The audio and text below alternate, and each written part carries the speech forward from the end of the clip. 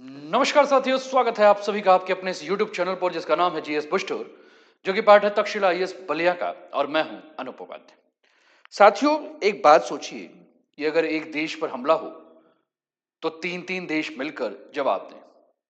2025 में पाकिस्तान और सऊदी अरब ने एक ऐसा ही स्ट्रेटेजिक डिफेंस समझौता किया, जिसका साफ साफ शब्दों में संदेश ये था कि एक पर हमला होगा तो ये माना जाएगा कि दोनों देशों के ऊपर हमला है। अब इसमें तुर्की भी जो है वो जुड़ने की तैयारी में है। यानी मामला अब दो देशों का नहीं है, बल्कि तीन देशों की सामूहिक सैन्य ताकत का बनता जा रहा है। कुछ एक्सपर्ट इसे भविष्य का इस्लामिक नाटो तक कह रहे हैं।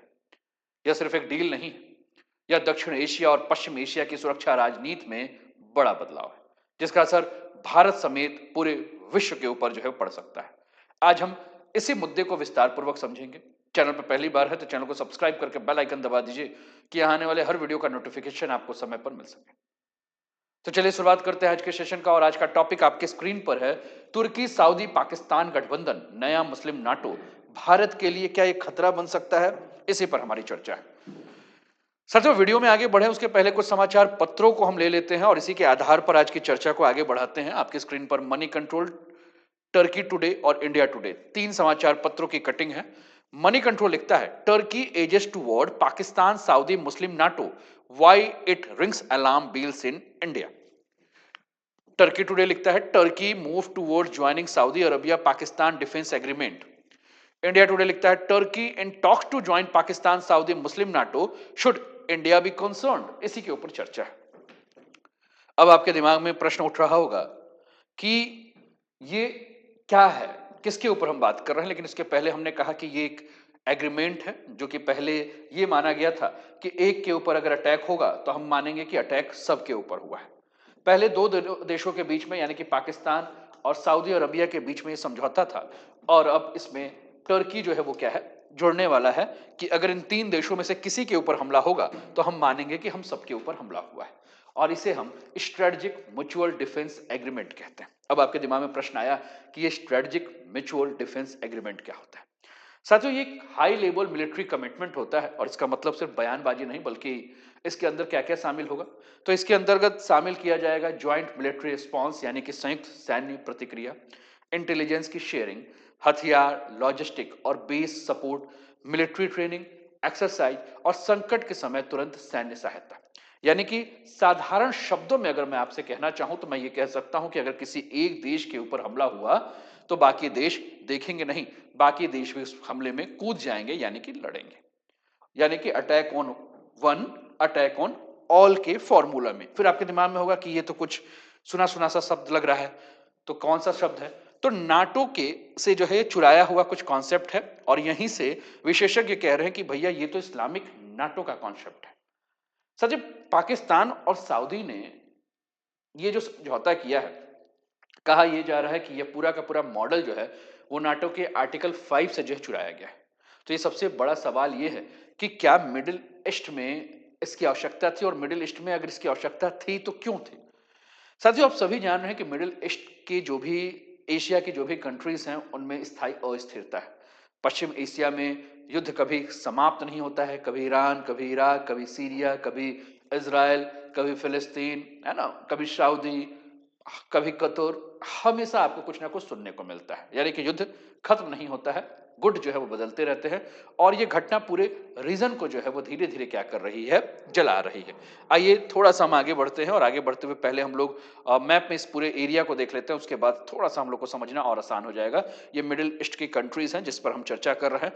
चाहे हम टर्की की बात करें, सीरिया की बात करें, Iraq, Jordan, Saudi Arabia, UAE, Qatar, Bahrain, Oman, Yemen, Iran, Turkmenistan, Uzbekistan, Kyrgyzstan, Tajikistan, Afghanistan, Pakistan, इन सब एरिया को मिलाकर मिडिल ईस्ट का एरिया कहा जाता है। इस मिडिल ईस्ट में अगर हम बात करें तो ब्लैक सी, कैस्पियन सी, मेडिटेरियन सी, रेड सी और अरबियन सी, ये सी जो है वो चारों तरफ से आपको इस एरिया को घिरा हुआ देखने को मिल रहा है। चलिए थोड़ा सा हम पीछे चलें और फिर बातों को और भी ध्यान से समझने का प्रयास करते हैं। साथियों, जो ये स्ट्रेटेजिक म्यूचुअल डिफेंस एग्रीमेंट है जिस पर हम चर्चा कर रहे हैं, तो हमने कहा कि अगर कहीं एक पर होगा तो सबको माना जाएगा, यानी कि ज्वाइंट मिलिट्री रिस्पॉन्स किया जाएगा, इंटेलिजेंस शेयरिंग किया जाएगा, वेपन्स, लॉजिस्टिक और बेस सपोर्ट किया जाएगा, मिलिट्री ट्रेनिंग और एक्सरसाइजेस साथ होगी और रैपिड क्राइसिस मिलिट्री असिस्टेंस होंगे। और मैंने कहा कि इंस्पायर्ड किससे है? नाटो के आर्टिकल 5 से जो है वो पूरा का पूरा इंस्पायर्ड। हमने कहा मिडिल ईस्ट के बारे में, तो हमने कहा कि आपने देखा होगा इजराइल और अरब के बीच में तनाव, आपने ईरान और सऊदी के बीच का तनाव भी देखा होगा, और आपने देखा होगा कि लाल सागर और गल्फ का पूरा क्षेत्र जो है वो क्षेत्र कैसा है, तो वो पूरा का पूरा क्षेत्र जो है वो सैन्य तनाव से जो है वो आपको देखने को मिलता है ना। अब सऊदी अरब को ये लगा कि अब इस क्षेत्र में अकेले चला नहीं जा सकता है ना। दूसरा, सऊदी अरब को यह लगा कि भैया अब हम बहुत ज्यादा भरोसा जो है वो किसके ऊपर नहीं कर सकते हैं? अमेरिका के ऊपर नहीं कर सकते हैं। तो इसलिए सऊदी अरब ने क्या किया कि पाकिस्तान के साथ एक एग्रीमेंट किया, और उसके पीछे कारण क्या था? तो मिडिल ईस्ट में इनस्टेबिलिटी, है ना, Israel Arab conflict, Iran Saudi rivalry, red sea gulf tension, है ना। और इसने पाया कि भैया इस क्षेत्र में वॉर जो है, युद्ध जो है वो कभी समाप्त हो ही नहीं सकता है ना। ये पूरा का पूरा रीजन जो है वो कैसा है? तो बहुत ही अस्थिर रीजन है, और अस्थिर रीजन है तो हमें क्या करना होगा? हमें कुछ ना कुछ अलग करना होगा, है ना। हम अमेरिका पे बहुत ज्यादा भरोसा नहीं कर सकते थे। पहले क्या होता था कि पहले सऊदी और अमेरिका के बीच में जब एग्रीमेंट थे तो यह माना जाता था कि भैया अगर सऊदी के ऊपर हमला हुआ तो सऊदी को बचाने के लिए कौन आ जाएगा? तो सऊदी को बचाने के लिए अमेरिका जो है वो आ जाएगा, है ना। लेकिन अब सऊदी को यह समझ में आया कि भाई अमेरिका तो आ ही नहीं रहा है। अमेरिका कह रहा है देखो भैया तुम्हारा मामला है, तुम अपने में समझो, हमको बहुत ज्यादा डिस्टर्ब मत करो, है ना। अमेरिका हर संघर्ष में सीधे नहीं कूद रहा है। यूएस की प्राथमिकता धीरे धीरे बदल रही है। यूएस जो है वो मिडिल ईस्ट की जगह पर इंडो पैसिफिक क्षेत्र में ज्यादा रुचि ले रहा है। अमेरिका हथियार तो दे रहा है, लेकिन उन हथियारों के साथ जमीन पर सेना उतारेगा कि नहीं, इसकी गारंटी नहीं दे रहा है। तो इसलिए सऊदी अरब ने कहा कि अब तो हमें बैकअप प्लान चाहिए। अब हमें केवल अमेरिका के भरोसे नहीं रहना होगा, हमें मल्टीपल ऑप्शन चाहिए, है ना। और इसी के लिए उसने क्या किया? पाकिस्तान को चुना। अब आपके दिमाग में होगा कि क्यों पाकिस्तान को चुना, है ना। पाकिस्तान को सऊदी ने क्यों चुना? तो पाकिस्तान को सऊदी ने इसलिए चुना क्योंकि कहीं ना कहीं सऊदी को यह लगा कि अगर हम पाकिस्तान के साथ जुड़ेंगे तो हमें बड़ी स्टैंडिंग आर्मी मिलेगी पाकिस्तान से, न्यूक्लियर कैपेबिलिटी वाला देश है पाकिस्तान, इस्लामिक दुनिया में सैन्य प्रतिष्ठा है पाकिस्तान की, पहले भी सऊदी सुरक्षा में पाकिस्तान ने रोल निभाया है। यानी कि पाकिस्तानी सैनिक दशकों से सऊदी अरब में तैनात हैं, इसलिए इनके साथ काम कर लो। लेकिन एंट्री अब किसकी हुई? एंट्री हुई टर्की की। और एंट्री जब टर्की की हुई तो हमने कहा, है ना, कि ये पूरा का पूरा जो है वो एंट्री जो हो रहा है टर्की का, वो एक गेम चेंजर जो है। क्यों गेम चेंजर है? क्योंकि जैसे ही टर्की आया सब कुछ जो है एक टर्निंग पॉइंट के रूप में चेंज हो गया। साथियों, टर्की सिर्फ एक देश नहीं है, वो एक मिलिट्री इंडस्ट्रियल पावर के साथ है। क्यों? जब टर्की यहां जुड़ा तो वो एडवांस ड्रोन दे रहा है, इंडिजीनियस वेपन्स इंडस्ट्री है इसके पास, नाटो लेवल ट्रेनिंग एक्सपीरियंस है। इसके अलावा अगर हम बात करें तो स्ट्रांग नेवी और एयर स्पेस सेक्टर में अगर हम बात करें तो टर्की काम कर रहा है, ठीक है ना। पहले भी टर्की और पाकिस्तान जो है वो ड्रोन कॉपरेशन पे काम किए हैं। जब आपका ऑपरेशन सिंदूर हुआ था तो हमने देखा कि टर्की के ही ड्रोन जो है वो पाकिस्तान इंडिया के ऊपर भेज रहा था।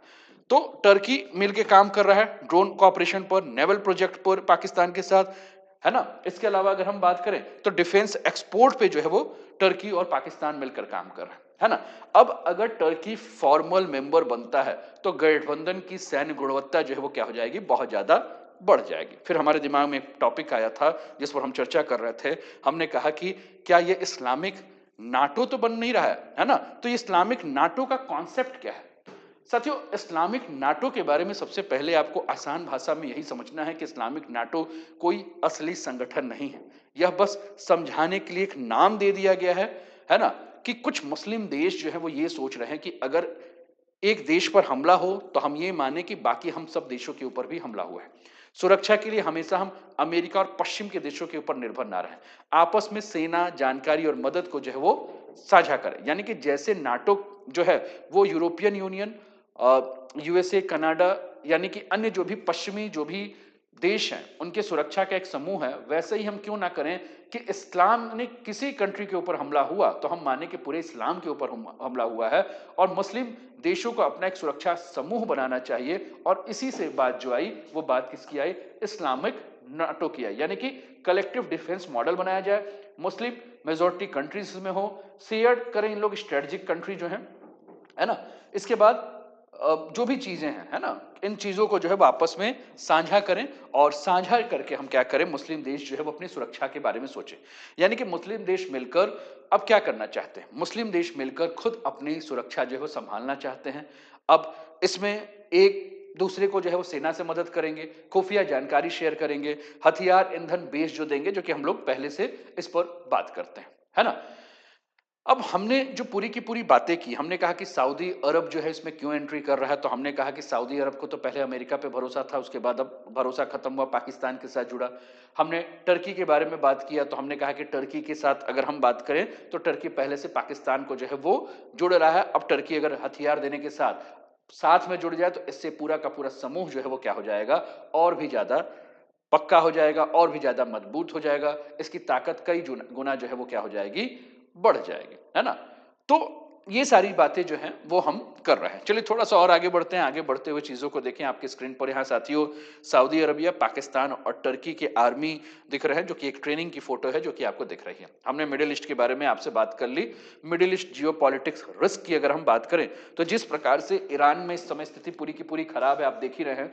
जैसा कि पता चल रहा है कि कई हजार लोगों की हत्या कर दी गई है, तो ईरान की स्थिति खराब है। तो इसका कहीं ना कहीं असर जो है, क्योंकि ईरान जो है वो क्या कर रहा है, कई मिलिशिया ग्रुप को जो है, चाहे हिजबुल्लाह की बात करें, चाहे हमास की बात करें, इनको जो है वो इनडायरेक्टली सपोर्ट कर रहा है ना।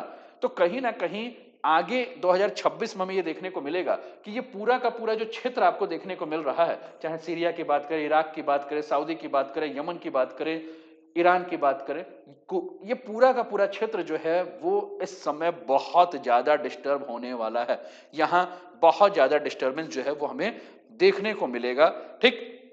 और ये पूरा क्षेत्र जब डिस्टर्ब होगा तो हमने कहा कि अस्थिरता आएगी, एक देश दूसरे दूसरे के ऊपर हमला करेंगे, अलग अलग ग्रुप जो है वो बनेंगे, है ना, अलग अलग जो है वो बातें होंगी, ठीक। अब हम यहां इस टॉपिक में भारत को लेकर आ जाते हैं कि भारत के लिए यह समूह किस प्रकार से जो है वो चिंताजनक है ना। भारत को इस पे क्या सोचना होगा, लेकिन उसके पहले हमने कहा कि स्ट्रेटेजिक म्यूचुअल डिफेंस है, एग्रीमेंट है, जिसमें कि हाई लेवल मिलिट्री कमिटमेंट की बात की गई है ना, इन तीनों देशों के द्वारा। दूसरा, ज्वाइंट मिलिट्री रिस्पांस की बात की गई है, इंटेलिजेंस शेयरिंग की बात की गई है, और ये सारी चीजें पे हम लोगों ने चर्चा जो है वो पहले की है, ठीक। सऊदी अरबिया का हमने कहा कि वो चाह रहा है कि यूएसए के ऊपर अपनी डिपेंडेंसी को कम करें और एक नया सिक्योरिटी मॉडल जो है वो सऊदी अरबिया मिलकर के आ रहा है। पाकिस्तान को इसलिए देखा गया क्योंकि पाकिस्तान 6 ग्लोबल सिक्योरिटी पार्टनर्स, क्योंकि पॉलिटिक यहां wants to leverage security and political powers, economic troubles की बात कर रहे हैं। पाकिस्तान इस समय F-17 जैसे वेपन्स को जो है वो बेच रहा है, तो ये बातें आई, लेकिन कहीं से ये बातें ये भी आई हैं कि पूरा का पूरा जो है वो खोखली बातें हैं। F-17 के नाम पर जिस प्रकार से हवा क्रिएट किया गया है पाकिस्तान से, ऐसा कुछ नहीं है ना। तो ये कुल मिलाकर केवल एक हवा क्रिएट किया जा रहा है पाकिस्तान के द्वारा। इसके अलावा अगर हम बात करें तो हम और भी आगे इसमें देख सकते हैं टर्की को जो है उसमें क्या एडवांटेज मिलेगा, तो एक सुरक्षा को लेकर हम बात करें।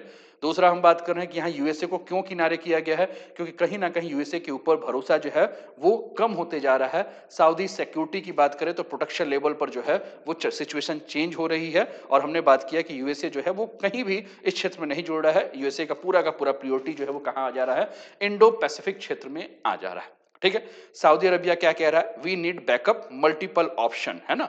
कह रहा है कि हम भैया बहुत सारे ऑप्शन से जो है वो सोचेंगे, हम केवल एक के भरोसे जो है वो बैठकर सारा का सारा खेल नहीं देखेंगे, क्योंकि स्थिति जो है वो क्या हो रही है, अब मल्टीपोलर हो रही है, यूनिपोलर नहीं हो रही है। आज सुबह के टॉपिक में भी जब हम बात कर रहे थे, जब मैक्रोन भारत के बारे में चर्चा कर रहे थे, तो वो कह रहे थे कि एक देश जो है उसके पास पूरा पावर नहीं होगा, एक देश जो है पूरे विश्व को जो है नहीं चलाएगा। मल्टी पावर के बारे में बात करेंगे हम, यूनिपोलर की जगह पे मल्टीपोलर, ठीक। अब हमने कहा कि इससे भारत के साथ क्या समस्या हो सकती है ना। तो what does this means for India, तो इंडिया के लिए क्या हो सकता है। तो सबसे पहले हम इंडिया पाकिस्तान के एंगल से अगर इस बात करें तो सिक्योरिटी बैलेंस के ऊपर जो है वो हम बात करेंगे। अब ये कंडीशन होगी तो कहीं ना कहीं पाकिस्तान का कॉन्फिडेंस लेवल जो है वो क्या हो जाएगा, बूस्ट हो जाएगा, है ना।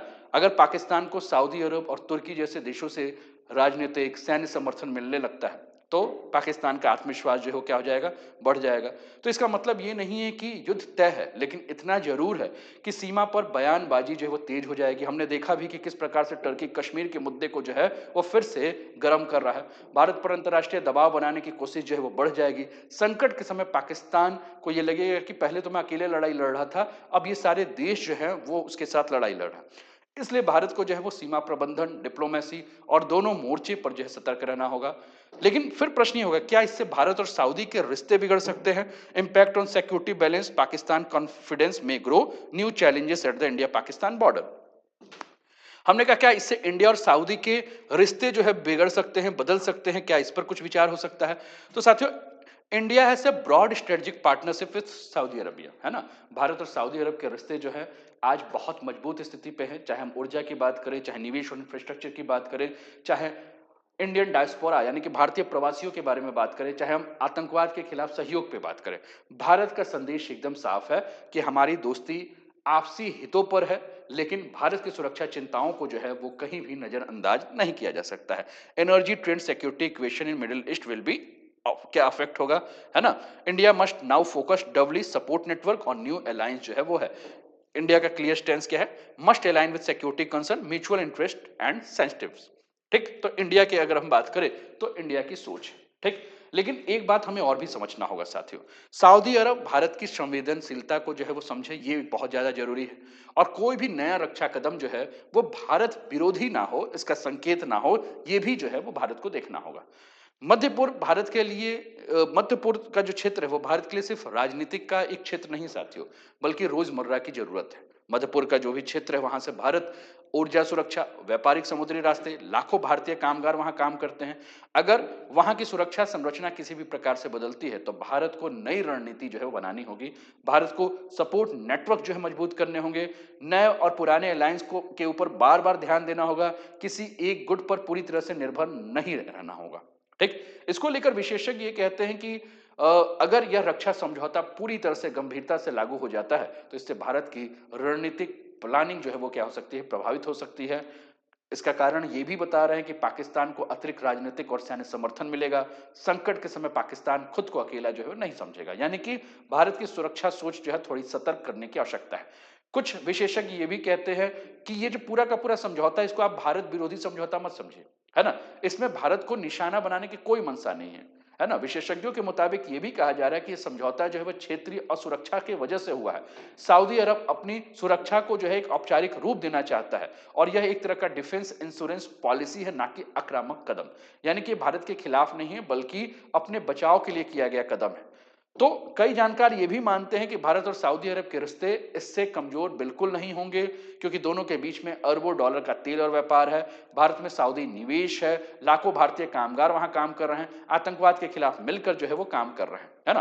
तो अंततः हम यही कह सकते हैं साथियों कि ये सिर्फ एक रक्षा समझौता नहीं है, बल्कि दक्षिण एशिया, पश्चिम एशिया की सुरक्षा राजनीति में बदलाव का एक संकेत है। सऊदी अरब पाकिस्तान का पुराना रिश्ता अब औपचारिक बन रहा है। तुर्की से जुड़ने से इसका दायरा और ज्यादा बड़ा हो सकता है। भारत को नए समीकरणों में संतुलन और सतर्कता रखनी होगी। यह एक नई ग्लोबल स्ट्रेटेजिक अलायंस थिंकिंग की शुरुआत है और भारत को इसमें शांत, समझदार और आत्मनिर्भर रणनीति के साथ आगे बढ़ना होगा। आपको क्या लगता है, भारत को यहाँ क्या करना चाहिए? आप अपने विचार को कमेंट के माध्यम से हम तक अवश्य पहुंचाएं। उम्मीद करता हूं कि आज का वीडियो आपको समझ में आया होगा। तो कैसा लगा ये वीडियो, ये कमेंट के माध्यम से आपको बताना तो है ही। साथ में वीडियो को अभी तक लाइक नहीं किया तो लाइक कर दीजिए, शेयर नहीं किया तो शेयर कर दीजिए, चैनल को सब्सक्राइब नहीं किया तो सब्सक्राइब कर दीजिए। और ये तक्षशिला आईएएस बलिया का ऑनलाइन प्लेटफॉर्म है जीएस बूस्टर बाई अनूप। तो अपना ध्यान रखें, स्वस्थ रहे, मस्त रहे, तंदुरुस्त रहे, हंसते खेलते मुस्कुराते हुए जीवन का आनंद लीजिए। जय हिंद, जय भारत।